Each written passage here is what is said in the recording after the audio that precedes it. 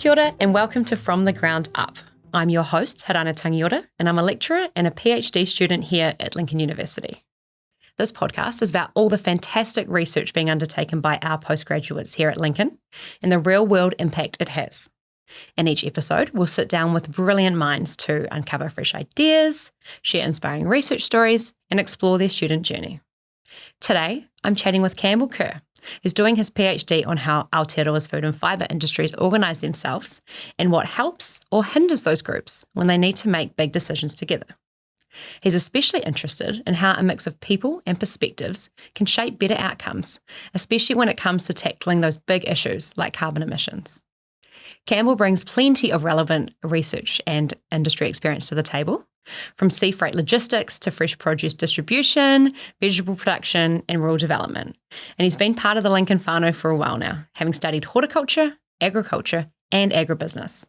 Now he's lecturing in horticulture management and studying his PhD. Welcome to the podcast, Campbell. Great to have you on. Thank you very much for having me. No worries. Would you mind starting just telling us a little bit about yourself and what you're studying here at Lincoln University? Okay, a little bit about myself. My name is Campbell Kerr. I am a Lincoln University alumni, actually, so I've spent a fair amount of time here and decided to stay here a little bit longer and join the postgraduate team, but also the teaching team. So I'm teaching into the horticulture programs as a lecturer in horticulture management. Mm-hmm. And my study, my PhD study, is looking into the organizations of industry and how do we collaborate to achieve some of the the big goals that we have. Awesome. Sounds interesting. And we will dig into that further as we chat. But what first inspired you to pursue this area of research? Well, I've always been interested in how people collaborate or even just work together. And I noticed attending some meetings here as a teacher, and we have industry come to the table and we have academics come to the table, and it was just interesting to see us work things out and how oftentimes the different objectives we have didn't really align, and it was difficult to get some kind of outcomes. So I was curious to understand how these industries are working themselves within their organizations, and so how we can work better together with them as well. Interesting. And was this sort of one canon event or that you noticed, or was it just a series of observations over your time? I guess there was a trend based on the different meetings that I attended. So I had probably 3 or 4 different industry bodies come here and talk to academics. And then I just noticed this real disconnect between, how we were working together and what we could provide and identifying those synergies. So it really sparked that curiosity in terms of understanding how industry works together amongst themselves before coming out of industry and looking to work with the research sector. Yeah, great. Awesome. And you're a fellow Lincoln alumni like myself. Yes. But why did you choose Lincoln specifically for your PhD studies? I'd like to say, Lincoln chose me in a way. It was part of the job. But I was never really going to do PhD study. I never really wanted to go to university in the first place. Wow. Yeah. Ironic that I'm still here and teaching into it. But out of any place that I would choose to do my PhD, it would have been Lincoln, just because, I was very familiar with it. I had developed relationships with staff members here already. And I also like the facilities we have here on campus as well. So going from my bachelor's study in post-earthquake Christchurch or Canterbury, where we didn't have a lot of resources, and looking at it today with the nice student space here, as well as a world-class gym facility, and I honestly think the best gym facility in Christchurch as well. Just kind of met the needs for both my educational purposes, but also just my social and my exercise as well. Great. You can do it all here at Lincoln. You can do it all here indeed, and there's no shortage of cardio equipment either. Definitely. And research tools too. Research tools, and I'm looking forward to the new greenhouse that we're having here on campus as well. I think that'll open up a lot of opportunities. And that was always in discussion when I was looking at starting my PhD here. So, having that at the back of my mind and something I can look forward to now when it's finally opened. Yeah. Cool. Now, as I understand it, you went to Lincoln High School as well. Yes, yeah. So Lincoln High School, and grew up in the area basically, and that was the ongoing joke when I was at Lincoln University, saying that I would never leave Lincoln, but I have left Lincoln and spent some time overseas, and it has allowed me to appreciate what we have here at Lincoln as well. It's kind of small community, but also really, really nice campus that's close to the Lincoln Township. And I think that having the university here in the township also brought a lot of diversity to Lincoln and Lincoln High School. So I think as students, it was quite cool to have people from abroad in our classes at high school as well. So great that you've come full circle. You've come back to this awesome township called Lincoln. Did you want to just quickly tell us a little bit, Campbell, about your time overseas, where you went, and what kind of experience you gained? Yeah, so my journey overseas, it actually started here at Lincoln. I started with a study abroad program at Colorado State University. So I was my fourth year of agricultural science, and I noticed all my friends were finishing their degrees, because ag science is a 4-year degree, and somebody encouraged me to explore study abroad options, and I went over for a semester, and then I loved it, and then I stayed another semester, and just that exposure to the American culture, which was pretty cool, because growing up with it all over our media, but also just seeing different production systems over there, like huge and large scale production enterprises, but also just the outdoor activities that you could do at Colorado State. So that's something that I always recommend for students as well, is explore the opportunities to go abroad, because it did open up a lot of doors for me. As a result of that, I was able to join a company in New York, and it also has close ties with Lincoln University as well, Kunanagal, and spent a year there and under an internship, and that opened another door to going over to Hong Kong. So I spent a couple of years in Hong Kong, and what I learned during that experience is that New Zealanders, and particularly Lincoln grads, were well appreciated in the organisation. But also I kind of missed home a little bit, these big cities, and in a way enabled me to appreciate Lincoln a little bit more at the pace of life here, but also gain the experience that, a large metropolitan city can provide you in terms of, opening up your mind about different cultures and what's important in the global system. So it also spurred my interest in studying organizations. Of course, that was private sector, big corporate business. So it's interesting to see how people work in that kind of context. I came back actually and worked in rural development for a small charity. And again, that was quite interesting to see how a smaller organization works, and going after grant funding and things like that. And then I worked for the public sector in the health system, actually. So I think that experience also curated the curiosity in me, and just to see how people behave in these different organizational contexts. Yeah. How do you find your role as a lecturer has an impact or shapes your studies?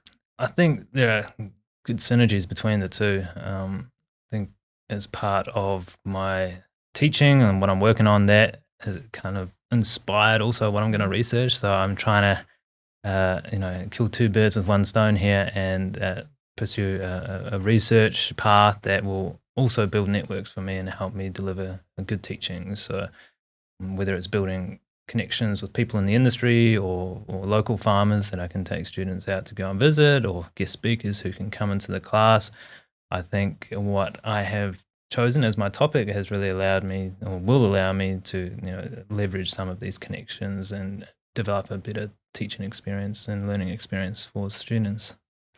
Definitely. They seem to sort of go hand in hand. Like you say, it's part of the job, but also it's a really special part of what you do. Yeah, it's also quite interesting wearing the student and teacher hat. You'll know yourself. So I feel like I'm close enough to being a student and even studying in this post-COVID environment to where how a student works. That often students need to balance part-time work because cost of living. And so just providing that flexibility and having having the mindset of what a student's trying to achieve and what resources they've got at their fingertips, and trying to cater to that as well. Yep. And do you find our surroundings here at Lincoln, you've referenced the greenhouses, there's obviously some horticultural productions not too far from us as well. Do you find that helps keep you grounded in the real world when it comes to studying your PhD and what might actually work and what might not? Yes, grounded. That's a good one. I think working actually in the vegetable production here in Canterbury, local vegetable production, that kind of before joining Lincoln University as a postgrad student helped me figure out, what I actually wanted to do, and actually it was almost therapeutic. And the experience of working outside and getting your hands dirty, fingernails dirty, sweating, it really helped me kind of brush off the working in the office type of environment. I almost like craved being outside, and it was really therapeutic for me, and it helped me establish what I was going to do next, and just being so local and Lincoln, and exploring options while being at work as well, helped me decide that. So in that instance, working in the industry here was really grounding for me. For Lincoln University, it's grounding, and my family's here. I still have networks here. I love to get out and go for a walk down to the Arboretum, or on a nice sunny day, and check out the magnolias. The Lincoln Township with Te Whiriki up the back there, and all the walks with the water when I was living in Lincoln was really great. The place where I like to do exercise and things like that. So in terms of like a campus and a town environment, just the open air and the ability to get out in a bit of nature is grounding, and having that option when you're working to kind of have a bit of a reset when you're kind of against the wall or not making much progress, to go out, go for a walk, breathe in the fresh air, listen to the birds, and smell the flowers is quite a nice experience, and a resource that we have here at Lincoln University. Agreed. And I frequent Arboretum or Te Whāriki walks myself, so I know what you mean. Yeah, I love this idea of how easy it is to go from sitting at your desk in your office to straight outdoors. Yeah. Yep. Yeah. Great. Now onto your PhD specifically, Campbell. What is the core research question, or what are the core research questions that you are trying to answer? Yeah, so my research is mainly focused on diversity within industry organizations, and how does that diversity affect that organization in terms of decision making mostly.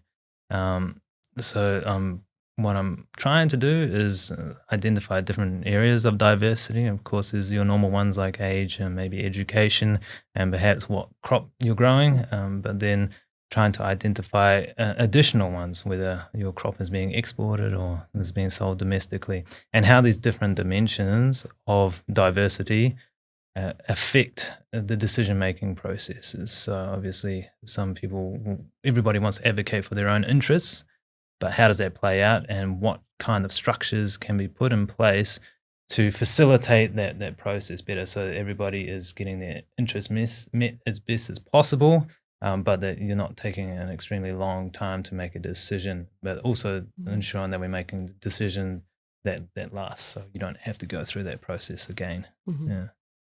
That's the crux of it, and I'm keen to work with local industry organizations in the horticulture space, just so we're leveraging the benefits that it will have for teaching as well. And who are you hoping will benefit most from your work? This doesn't have to be just one single organization either. I'm interested in the wide-reaching applications of it.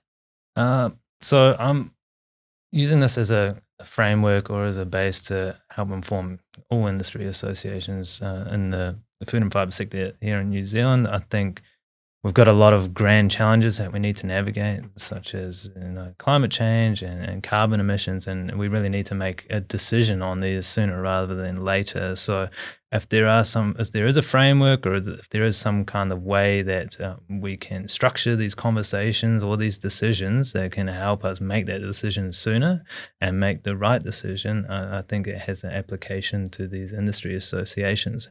I think it also, in a general basis, it could be transferred to any kind of organizational setting where you have a group of diverse stakeholders who themselves, like those members in that organization, they might be representing another organization. So these are called meta-organizations, and there's a whole lot of examples of these across the world, like the United Nations. Not saying that my work is going to be relevant to what the United Nations is doing, but I think it's an organizational phenomenon that we see across the world, and there's a growing need for organizations and people to come together to make decisions. And of course, the more people that are involved, the more diversity that there's going to be. So that's the crux of it. How do we become more efficient in catering to these diverse interests so we can move forward as a society? Yeah. Awesome. Is there anything specific about the horticulture sector that may make your findings, I guess, less relevant to other sectors, or is it pretty much this will translate across the ag and primary industries?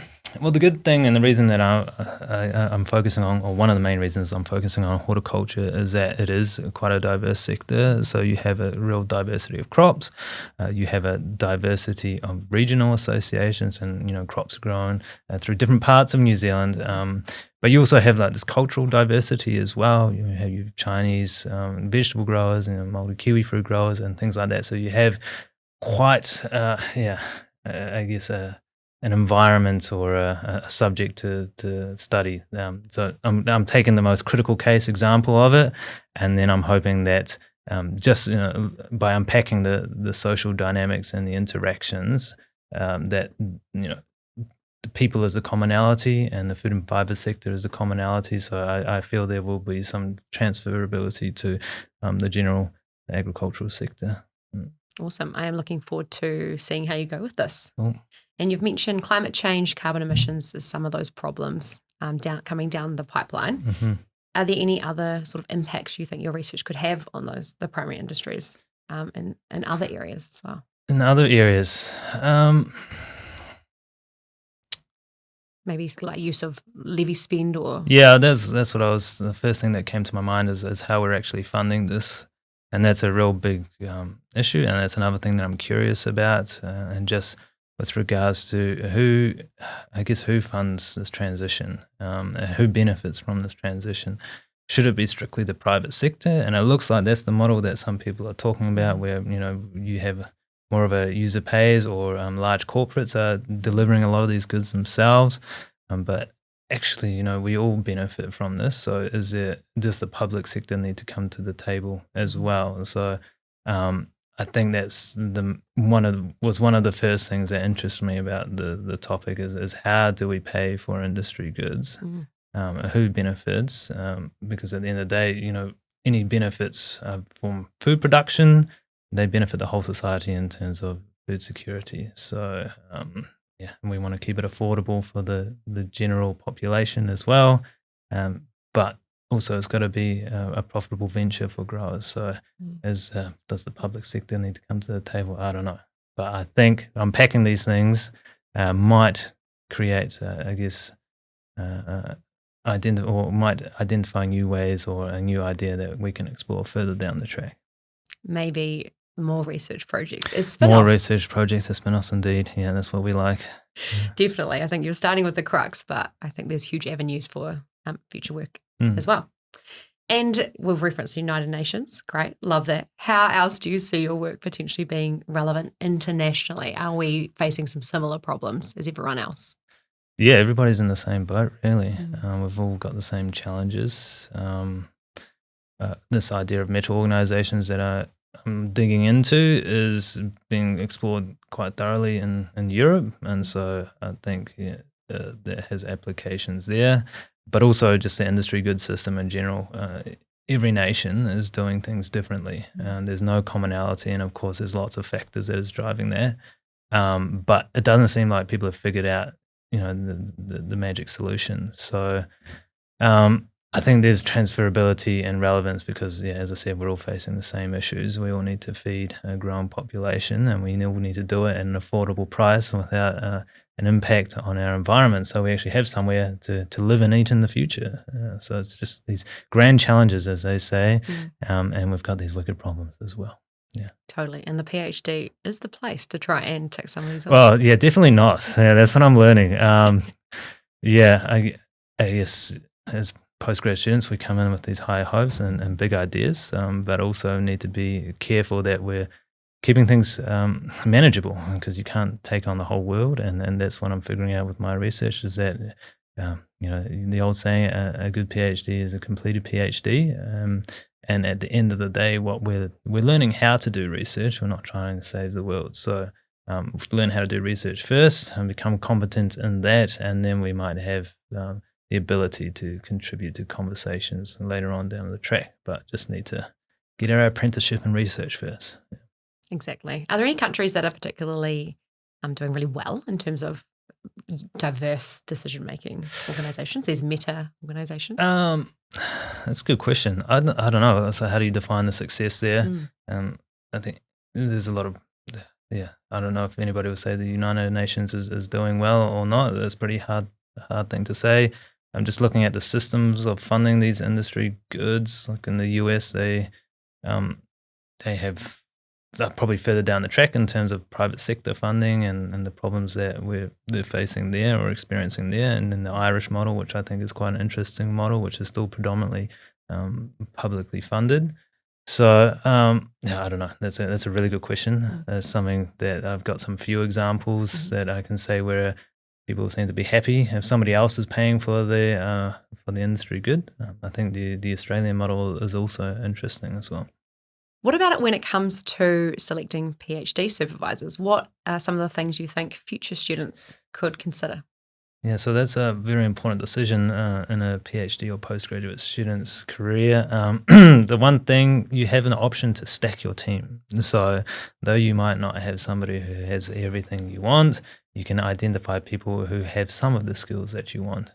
I think it's really important to get somebody who is knowledgeable in the field or the theory that you're keen to explore or use. But also you need somebody who has time to give you feedback, time to guide you as well. So having that variety on your team will provide you with the best of both worlds, really. But at the end of the day, you just need somebody who's going to be there to support you through. And it might be a compromise, or there might be some give and take between your topic and the topic that you're really passionate about and what your supervisors or potential supervisors' expertise are. And I think somewhere you can identify a happy middle if you're willing to compromise on what your topic is a little bit. Yeah. And how many supervisors do you have? I've got 3. So my team is stacked with regards to somebody who's a leader in the industry and the agricultural industry, another person who's a leader in terms of economics and has a great network within the industry as well, and then somebody who is just really supportive and does, provides me with a lot of feedback and a lot of guidance, and teaches me the tricks of the game and helps me work through the tricks for young players as well. So I have a nice variety there. I don't know what the limit is on supervisors, but if you can, get as many people as possible to stack your team. Yep. Now, changing tack slightly. What have you found to be the most challenging or rewarding part of your PhD journey so far, acknowledging you are in the earlier stages? Yeah, so challenging part is probably identifying people in the industry to work with, and they are obviously very busy people, and trying to get people on the same time frame as you, meeting at the same time. So you do rely on a lot of goodwill on people in the industry, depending on what topic you choose. But also there's a lot of really supportive people out there willing to help you through and also keen to engage with what you're doing. Biggest, was it triumph, or what did you say? Most rewarding part so far. I did submit an article, but it's still being reviewed. So I think, submitting that first article was quite a rewarding thing, even though it still could be absolute garbage. I haven't heard yet, but just that act of creating something tangible that you can deliver was really rewarding for me. And that would be another bit of advice that I would give for potential PhD students, is you have an option to just do, a single dissertation and publication. What is it? Monograph. Yeah. So you have the option to do a monograph or a PhD by publication. And depending on what type of person you are, you might be able to handle that one large goal of the monograph, or you might like those bite-sized little chunks of dopamine that you might get through PhD by publication. So I went through the publication route, and so far it has been rewarding. And, you just need to focus on that first paper, focus on the second paper, focus on the third paper. They're achievable milestones. That would be another piece of advice I would give. Great advice. Thank you. You've referenced not being able to save the world with the PhD. And I think correct me if I'm wrong, what you're alluding to here is the fact that you have to make it something that's very manageable, your PhD. Otherwise, it could become a gigantic project that never gets finished. And the importance of prioritizing an area, and no matter how curious you become in your area, can extend and flow and spill. Remain focused on one thing and consider doing the rest of it later. Yeah. Staying focused. I mean, you're always going to go down rabbit holes. But yeah, progress progress happens at different speeds. Sometimes your progress is reliant on other parties. So it's about keeping yourself warm enough so to come back to working on your PhD when not much else is happening. And just, I think it's just a matter of doing it. You just got to make a decision, pull the trigger and move forward. And even if it's the wrong decision, you still made a decision.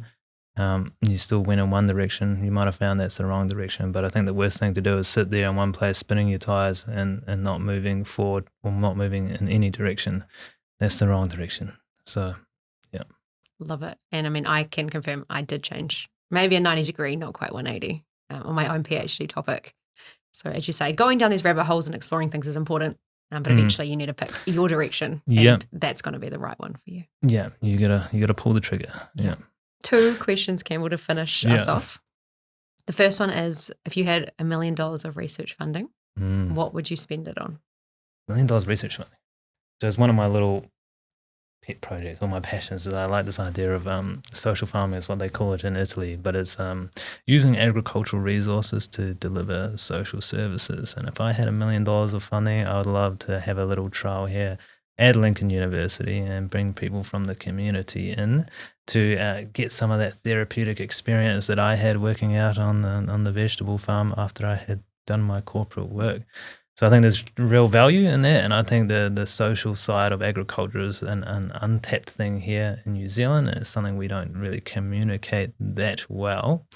So yeah, $1 million to establish a little farming project here to get people out, maybe from urban society, of those struggling with addiction or mental health, or migrants, to come out and experience, getting your hands dirty and taking some kind of social value through the practice of farming. Great. And if I were to say for your PhD specifically?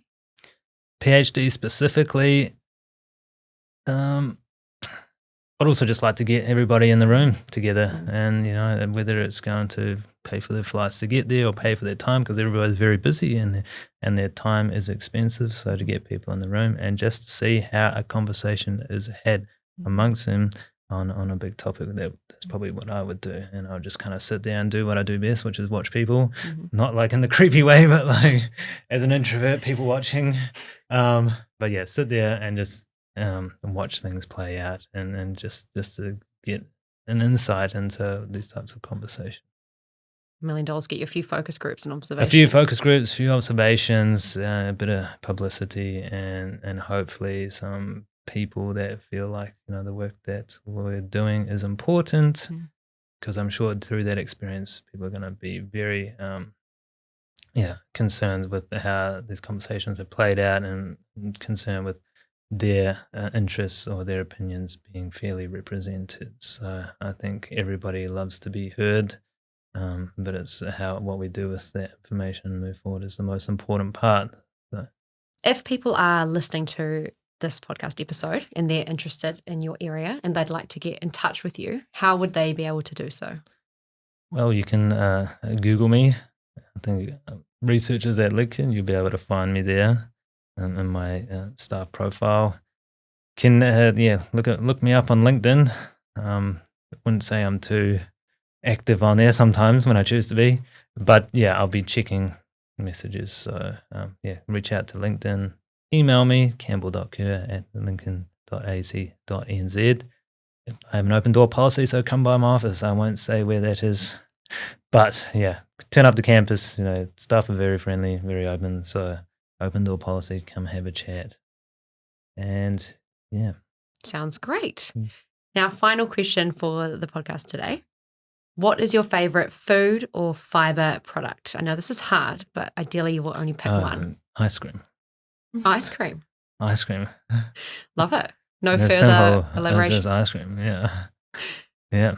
Awesome. Applebee Farms salted caramel, in fact. Okay. Yeah, would Ice be cream my is very choice. Yeah, it is very good. It's something I look forward to every Sunday night is ice cream night in our household. And particularly ice cream in a cone. So yeah, that's my favorite food and fiber product. It's not horticultural. I do have a great appreciation for like horticultural produce, and like just a really nicely formed apple or even a cabbage is an example that I use in my classroom. It's something that really spins my wheels to think about all the science, innovation, and everything that has led up to this perfect cabbage is something that I do appreciate as well. So in terms of going into my tummy, ice cream. Yep. In terms of appreciation, well-formed cabbage. Love that. That's awesome. A big thank you to Campbell Kerr for joining me today and sharing his research journey. Such an insightful kōrero. This has been From the Ground Up. I'm your host, Herana Tangiora, and I thank you for listening.